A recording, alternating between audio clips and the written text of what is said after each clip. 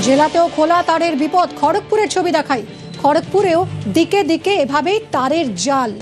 বৃষ্টিতে শহরের একাধিক জায়গা জলমগ্ন, আর জমা জলে খোলা তারে বড় বিপদের আশঙ্কা।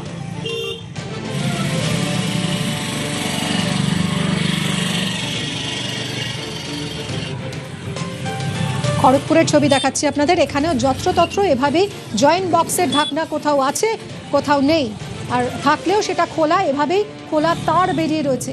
হাত পড়লেই যে কোনো সময় বড়সড় দুর্ঘটনা ঘটে যেতেই পারে।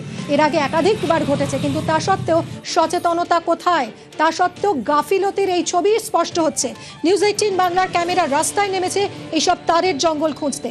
শহর থেকে জেলা এই সমস্ত ছবি ধরা পড়ছে নিউজ 18 বাংলার ক্যামেরায়। আপনি সচেতন হন, আপনাকে সচেতন করতেই নিউজ 18 বাংলার এই লাগাতার প্রচার। ভয় তো লাগে, এইভাবে সাবধানে করতে হয়। এইভাবে পৌরসভার লোক কাজ করে না, ভয় কি লাগে?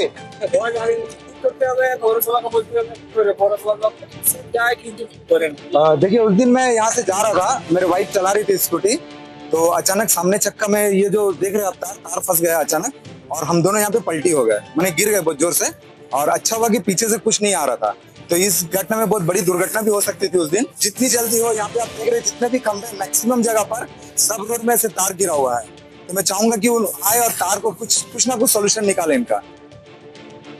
আমি দাঁড়িয়ে রয়েছি আইআইটির মতন শিক্ষা প্রতিষ্ঠান, তার ঠিক বাইরে রয়েছে এই আইআইটি ব্রিজ, তার উপরে দাঁড়িয়ে রয়েছি। আর এই আইআইটি ব্রিজে খড়গপুর পৌরসভার পথবাতি, আর তার নিচেই ঝুলছেন মরণ ফাঁদ।